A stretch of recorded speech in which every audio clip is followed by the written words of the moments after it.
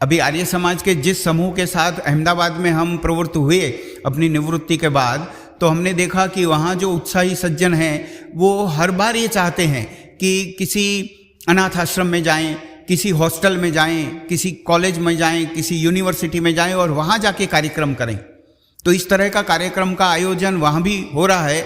आते 9, 10, 11 जनवरी को स्वामी विवेकानंद परिव्राजक जी के इस तरह के उसी समूह के द्वारा कार्यक्रमों का आयोजन हमने किया है। और उन आयोजनों में एक हॉस्टल में जा रहे हैं, 50 बच्चे वहाँ रहते हैं, वहाँ जाएंगे, स्वामी जी बात करेंगे, प्रश्नोत्तरी होगी। तो वो व्यक्ति जो आज 12 साल का है, 10 साल का है, 15 साल का है, 20-25 साल बाद भी उसे ध्यान रहेगा कि एक स्वामी जी आए थे, वैदिक सन्यासी थे, स्वामी दयानंद सरस्वती जी की बात करते थे, आर्य समाज की संस्था से आए थे। तो वो जो उसका सुना हुआ वचन है वो कब उसके मन में प्रज्वलित हो जाए और प्रेरणा उसको देने लगे, आप कह नहीं सकते। आपकी स्मृति में आज से 10, 20, 30, 40 साल पुरानी बातें भी कहीं ना कहीं पड़ी होंगी, वो आपको कभी ना कभी याद आ सकती हैं।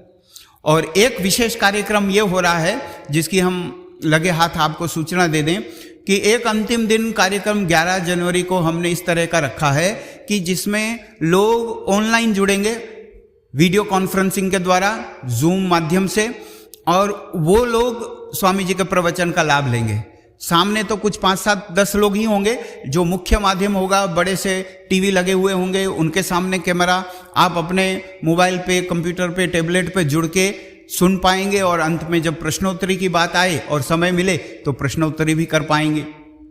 और विशेष जो उसमें विषय रखा गया है, आप भी उस विषय में देखिएगा, आपको रस पड़े आगे चल के। तो स्वामी विवेकानंद परिव्राजक जी न्याय दर्शन के निष्णात हैं, आपकी समाज में भी आते रहते हैं। दर्शन योग महाविद्यालय, रोजड़, साबरकांठा, गुजरात के जो संस्था है उसके निदेशक हैं। न्याय दर्शन में जब भी आध्यात्मिक चर्चा करें, एक व्यक्ति एक पक्ष रखे और दूसरा व्यक्ति दूसरा पक्ष रखे, तो वो किस नियम के आधार पे बात को साबित कर सकते हैं या उसको नकार सकते हैं, उस गुफ्तगू करने की, चर्चा करने की जो नियमावली है, उसकी जो पद्धति है, उस पद्धति को उस लेक्चर में वो बताने वाले हैं कि देखो, बोलने में, अपनी बात साबित करने में, दूसरे की बात को नकारने में कई बार हम कई गलतियां करते हैं, तब आध्यात्मिक चर्चा सफल नहीं हो पाती। तो जैसे शास्त्रार्थ होते हैं, शास्त्रार्थ करने में जो नियम लगते हैं वो न्याय दर्शन के आधार पे एक विषय को वो उठाने वाले हैं। उस विषय का एक प्रचार माध्यम हमने शुरू किया है, जिसकी एक पुस्तक भी उन्होंने लिखी है, सत्य की खोज। सत्य की खोज पुस्तक हिंदी में बड़ी विशेष पुस्तक उन्होंने 2-3 साल पहले ही लिखी है, कोविड के बाद उसका प्रकाशन हुआ है।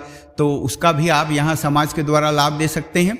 और उस जूम वाली कक्षा का अगर आप में से जो प्रबुद्ध लोग न्याय दर्शन जैसे विषय में रस रखते हैं, तो हम पत्रिका भिजवा देंगे और उस पत्रिका के आधार पे अपना ईमेल पहले से भेज के भी आप जुड़ सकते हैं।